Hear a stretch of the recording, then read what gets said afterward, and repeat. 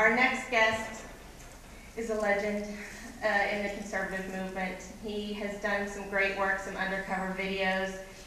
You all remember his undercover videos of Acorn, at some senators' offices and NPR executives.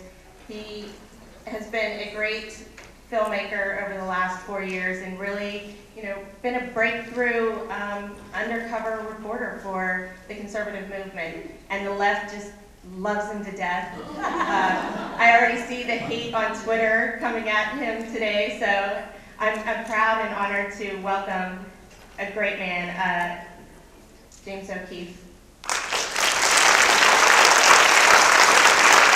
As James walks up here, he's been signing books. The ladies have been out there surrounding him since he got here, God love him. And he's been out there signing books.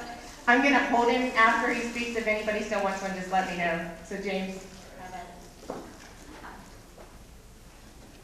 Hello, it's great to be here. I've been on a whirlwind month-and-a-half book tour. I was just in Europe, in Norway.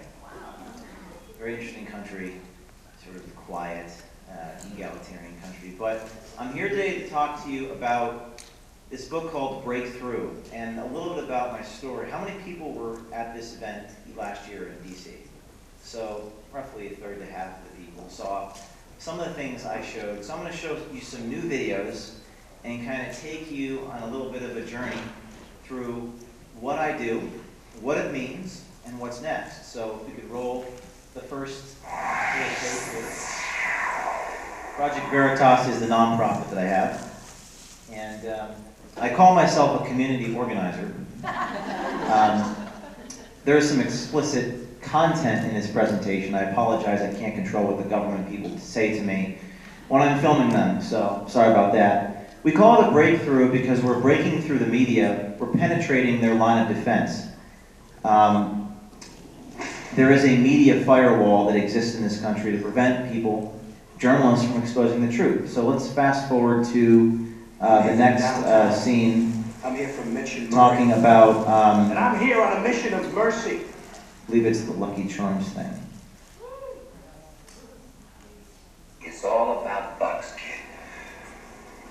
So when I was in college, here we go, pause for a second. So I was surrounded by professors and administrators who hated me. And in fact, I started my own independent campus newspaper. It was called The Centurion.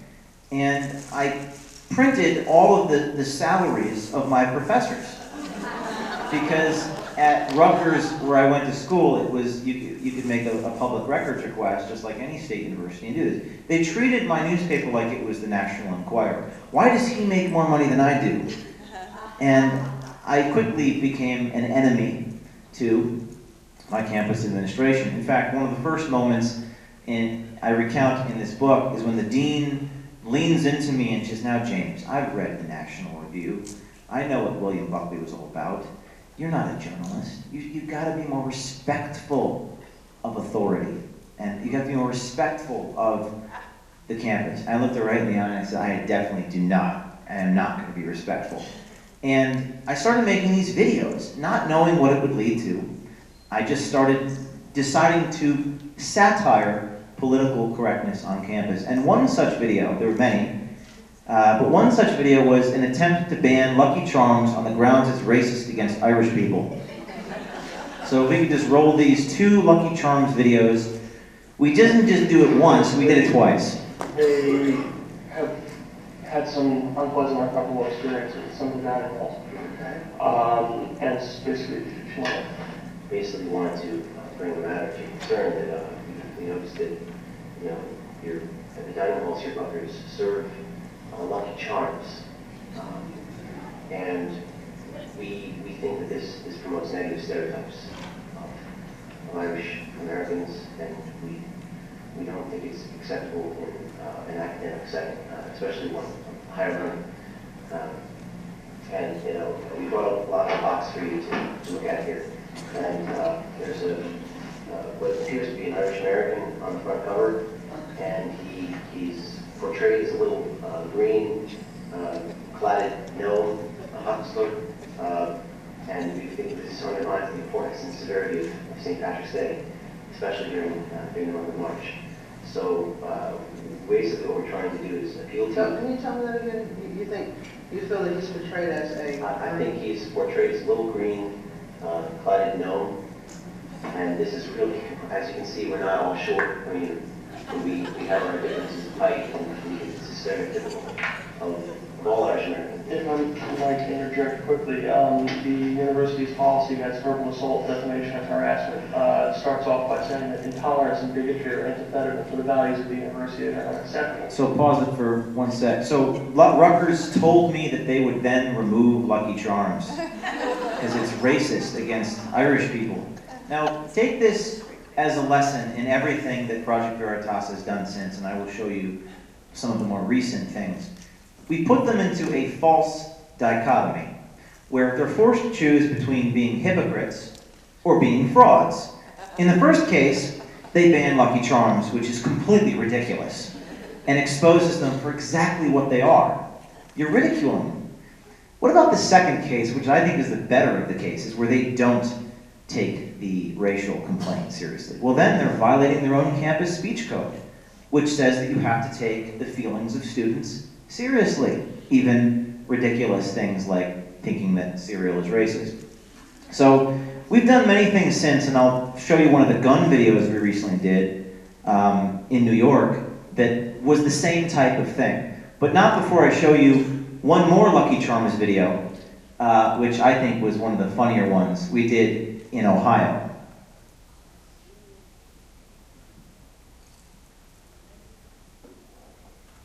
My great-great-great-grandfather died in the Irish potato famine.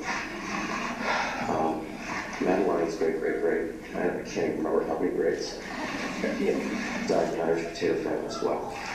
Several of your relatives. Would you consider us lucky?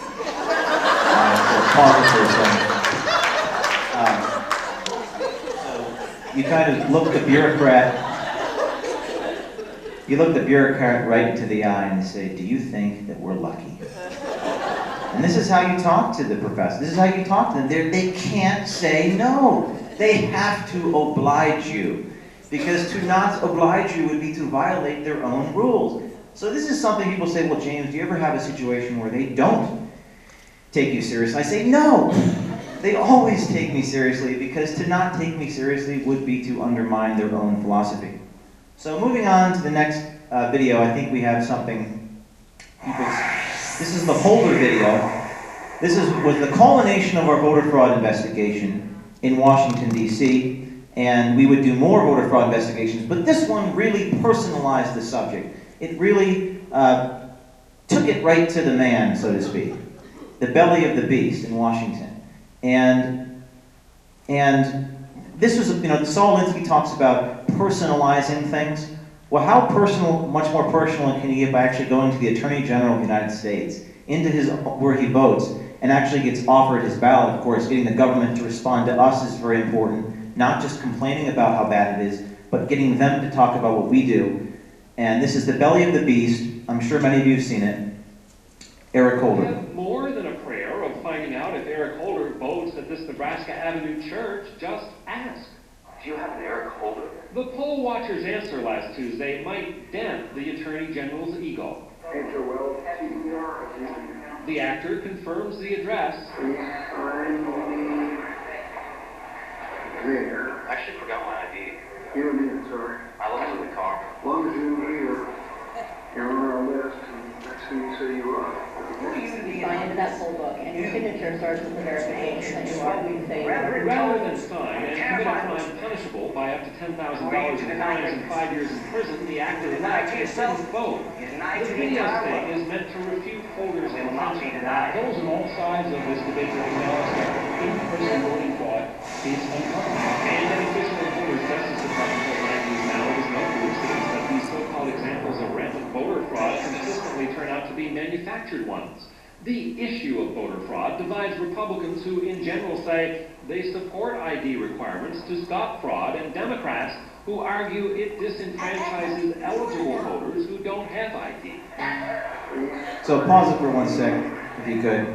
So I'm gonna play, I think we had like a pop-up ad or something playing in the background there, but this is I want you to watch this video and notice what we did here, and then I'm gonna show you what happens in Congress. So, first of all, we put the Rihanna music in the video, which sort of appeals to a sense of pop culture. And then watch how the Attorney General and a couple congressmen are forced to testify about this video. So play the Rihanna clip, and then I'll talk about it after. I actually forgot my ID. You and me, sorry. I left it in the car. As long as you're here, you're on our list, and who you say you are. Okay. I would feel more comfortable if I just had my IDs all right if I go get it tonight. I'll be back faster than you can say furious. We're not going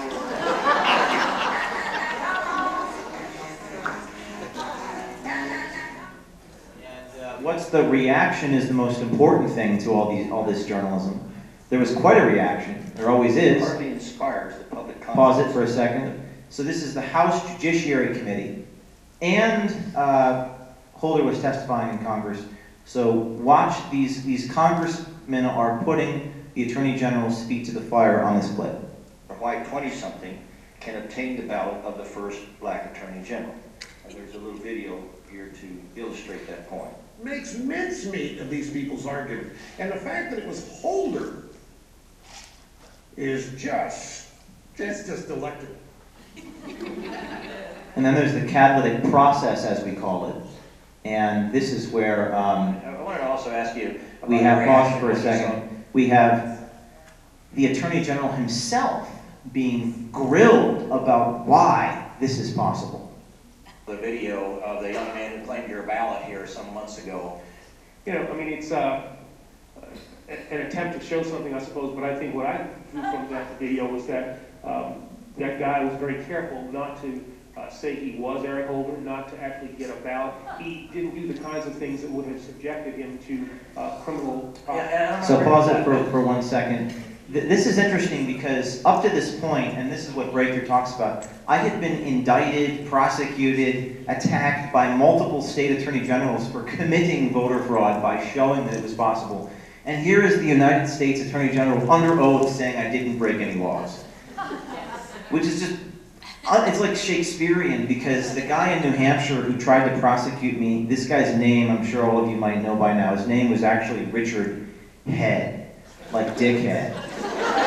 This guy in New Hampshire, the Attorney General of New Hampshire's name was Dick Head. There's actually a chapter in the book called The Rise of Richard Head. And I actually offered, I said, would you sign my book? And Richard Head would not sign the book. And if you watch the video of me ambushing Richard Head, released 2 months ago, he actually does look like a Richard Head. So if we can move on to, I think the next video is the gun one. Which one is it? Yeah, move on to that one, and then when you get it open, I want to talk briefly about, pause it for a second. So, in all of our videos, we call it cinema verite, because we expose the reality of things by putting people into this false dichotomy. So no video is better than the one we did in New York, where, how many of you remember in Westchester County, New York, they had this big controversy, they were printing the names of the gun owners.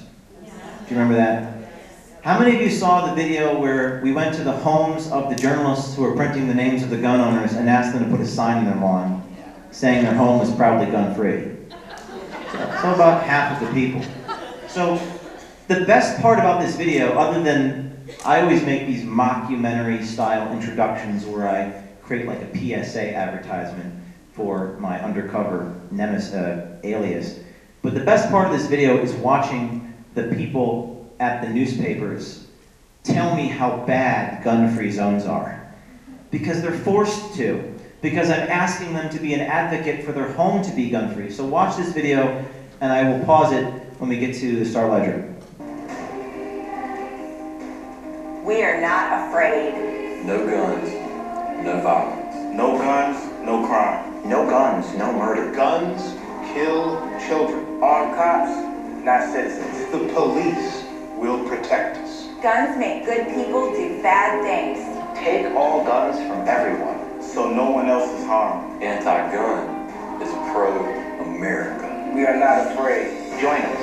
Tell everyone, your house is completely unprotected. Tell them this is a gun-free zone. put a sign in your lawn that says, no guns here. We're not afraid. We're defenseless. Join us. Join us, because there's strength in numbers. After put up online the names and addresses of everyone with a gun permit. We also know which houses don't have guns. Since these reporters and editors did not consider it a violation of the privacy and safety of others to reveal which homes have guns and which homes don't, we wanted to see which of them would be willing to put up a sign publicly declaring their homes to be gun-free zones. While we didn't find any members of the media with the strength of their convictions, we did find quite a few guns and some good explanations for why they might be necessary. Let me just pause it for a sec. So let me just tell you what we're doing here. We're going to the journalists who printed the names of the gun owners. And remember when I talked about personalizing the subject? This is not an abstract debate. We're going to the people's homes, to their front lawns. And by the way, this is morally justified because these journalists were printing your names, the citizens' names. There's nothing immoral about me going to someone's front door when they're putting people at risk. And yeah, so play this, and when we get to the New Jersey part. Advertise themselves as proudly, this home is proudly gun-free. Can we put you down for a sign? In this neighborhood, nobody lets put that stuff like that. They actually published a list of all of the gun owners. We're just doing the same thing, it's just people that don't. The opposite. It's just the opposite, so I mean, what's the difference, really? I do believe it, but I think I'll pass on that. All right, thank you. Thank you.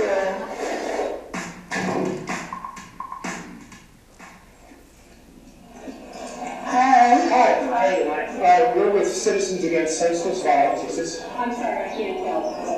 Yeah. Is You don't care about children? Is this? Well, we're just trying to get people to notice and to see these. Other reasons why we can. Do you have guns? I agree with you. So this is the good part. So pause it. So this, I just want to. This guy Bob Braun is at the Star-Ledger, and this newspaper has ritually defamed me. This is the New Jersey Star-Ledger, Pulitzer Prize-winning major newspaper in New Jersey. They have over and over again printed lies about myself, and this guy Bob Braun is one of the worst. He once accused me of getting the people that I filmed drunk. And I said, Mr. Braun, I'd like a retraction. I've never gotten any of the people I filmed drunk. He's like, prove that you don't. Is this what passes for journalism these days? You have to just make whatever you want and I have to disprove what you're saying when I catch everything on tape? Anyways, I sued the Star-Ledger for defamation. And here's what I'm legally allowed to tell you. The parties have agreed to a resolution. Let me also say that I've used the fruits of that resolution to fund more videos.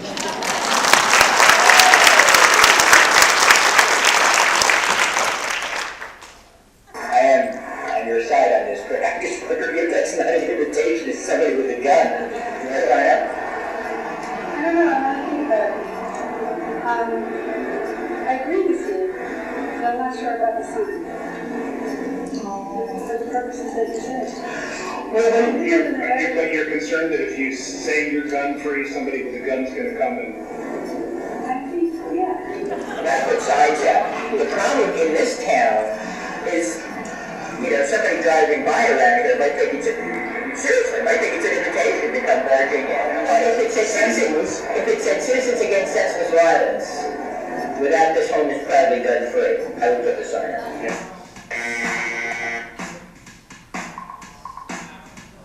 This is a MSNBC guy. I agree with you in terms of gun control. I'm sorry, are you the same one that's on TV? Yeah. So we can assume that you're not a gun owner yourself and there are no guns there. What are the chances we could get something like on this door? I notice it's all like a glass door in the front, something that just says, this building probably gun-free or something like that.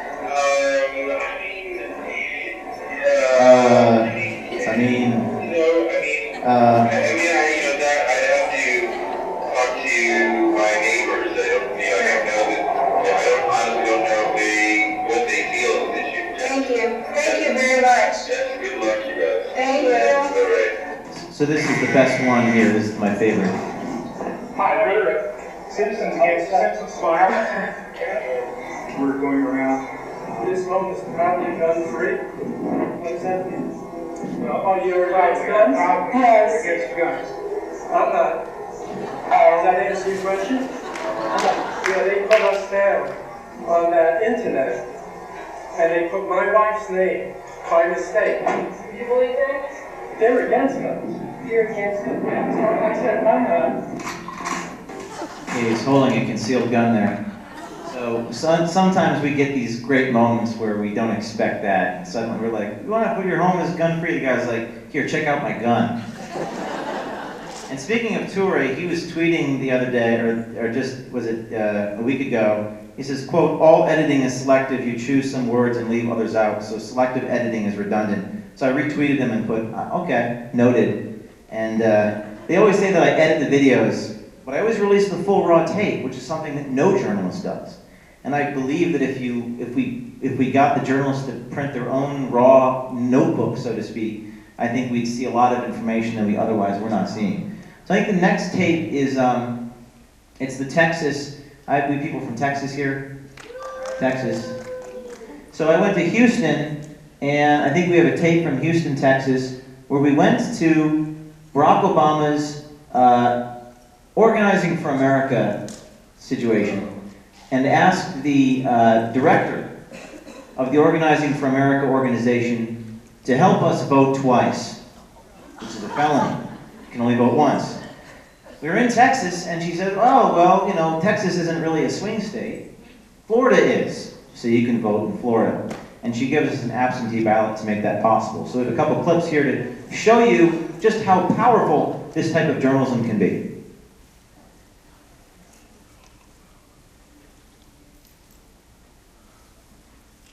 The date stamp on the video says October 1st at the Democratic Party's Organizing for America Houston office. The undercover investigator wearing a hidden camera tells a worker identified as Regional Field Director Stephanie Caballero that she's registered to vote in Texas but could also vote absentee in Florida. She wants the paperwork to get it done. If I have an opportunity to make my voice heard, I'm going to make my vote twice. I'm going to make it heard twice. So. Okay. Caballero does encourage the woman to vote in Florida, where the swing state ballot may prove more valuable to the Obama campaign, and admits voting multiple times is not her expertise. But she does nothing to stand in the woman's way. Oh my God, it's so funny. Hold that. So she was fired, and what happens in the news cycle is then you have this sort of reaction to this.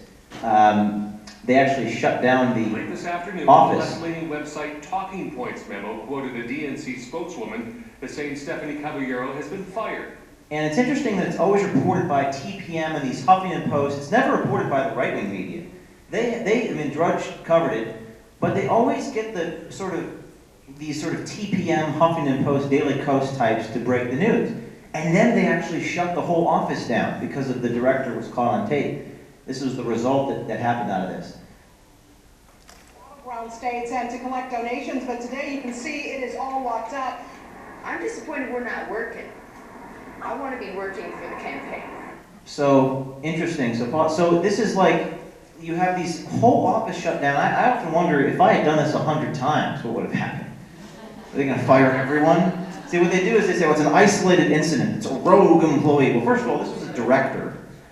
Second of all, if I did it 10 times, it wouldn't be rogue. So you have a situation like Acorn where we did 10 tapes, and even though they were low-level people, President Obama defunded Acorn because there were so many instances. So I think this is one thing I want to show you too. I'm sure you've heard of this Moran story, but what's interesting about it is how much media coverage there was. And we talk about breaking through a media firewall. Watch at the local level how the bottom and the top of the hour news was covering this story. Every single, ABC, NBC, CBS, everything covered it. In fact, you even see a scene from CNN, which is interesting. And I think that what we have to do is we have to break news. Not just blog, not just talk about our opinion. We have to break news that forces their hand. So I want to show you some clips of the reaction to this Moran story in Virginia, and then talk about what happened on CNN.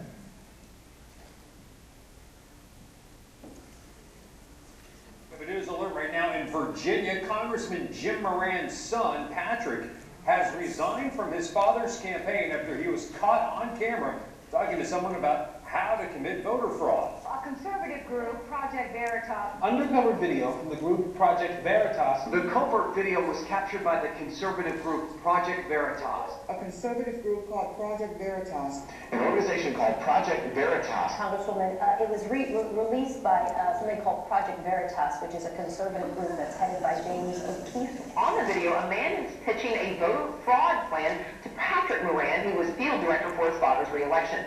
The plan calls for casting ballots in the names of 100 voters who are registered but won't be voting. Now, initially, Moran seems reluctant, but eventually he starts giving suggestions about how the man can put that plan into action. Moran's campaign office released a statement calling the incident an error in judgment. Even if all he was doing was humoring what he thought was an overzealous supporter, you don't do it that way. And within hours, Patrick Moran resigned. The resignation comes just one day after Congressman Jim Moran called on the Department of Justice to investigate voter fraud. And folks, late last night, Patrick Moran actually released a statement to the website Politico. He said that he never took the undercover reporter seriously and thought he was unstable, so he, quote, humored him. Identify, make that for sweet. It's called, hey, I'm on,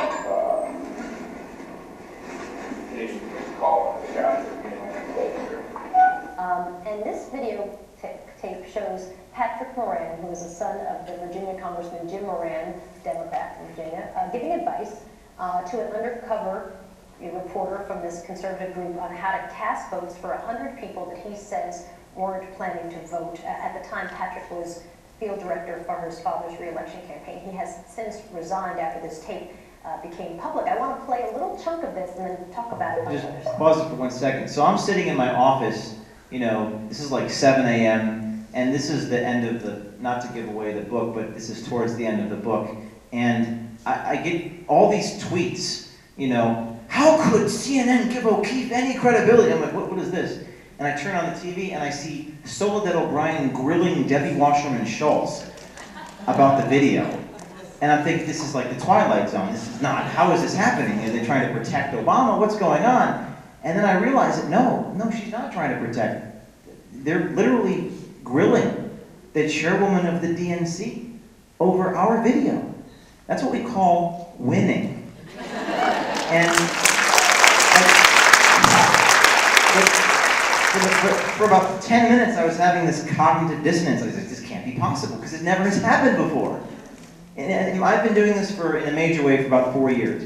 This is the first time this has ever happened. And I have done stories, I mean, you name it, on everything. Senators, government-funded organizations, Medicaid fraud, everything.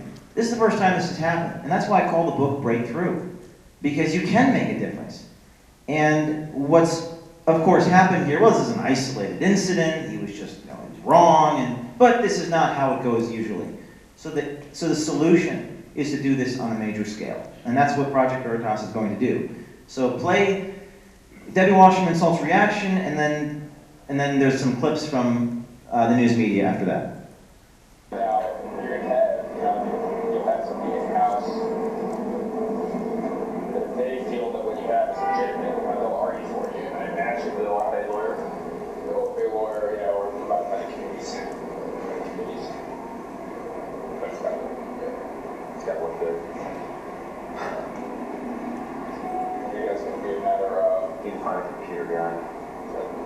So he's talking about forging ballots here.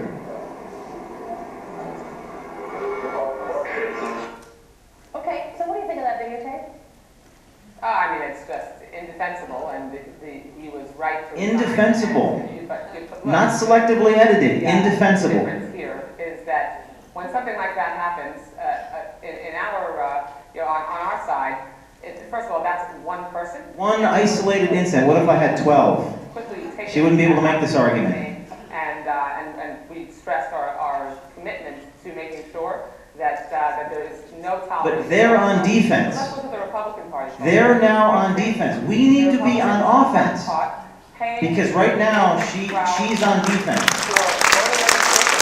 I'm taking, this is a $1 million media spot. I'm taking their real estate away from them, right? So the solution is to scale it. Fraudulently registering voters, tossing out some registrations that were Democratic voter registrations, and so the deep-seated, widespread voter fraud that the Republicans seem to have been continuing to contract this firm for. That's what's very disturbing. Isolated incidents, when they come up, Isolated they don't incidents. look like this one was, and there's zero tolerance. Imagine if it wasn't isolated. Patrick Moran, the young man we saw in the video, released a statement to the Washington Post. I'm going to read it, which is, at no point, he says, did I take this person seriously. He struck me as being unstable and joking, and for only that reason did I humor him. In hindsight, I should have immediately walked away, making it clear that there's no place in the electoral process for even the suggestion of illegal behavior, joking or not. And his father said this: Patrick is well-liked and a well-respected member of the campaign team. This incident, however, was clearly an error in judgment. The campaign has accepted Patrick's resignation, effective immediately. Now watch the reaction. Rachel Maddow, even a broken clock is right twice a day. Talking about me, I'll take the compliments where I can get them. Dave Weigel, the power of Project Veritas has had more of an impact on the 2012 election than anyone else. Now you're starting to see a begrudging respect. Salon.com, James O'Keefe does something right. We never thought we'd see the day, but this video is actually legitimate. So you start seeing respect from people in the media. So I think the thing that we learn from this is that you have got to go on the offense. You've got to break news, and you have to keep going. And I think that's the lesson. I think too many people give up. People are afraid. They're very scared of what might happen to them if they do this. And my book is about what happens to you and how you can overcome it and how you can break through whatever stands in your way. So thank you very much, and I'll be happy to take any questions you might have.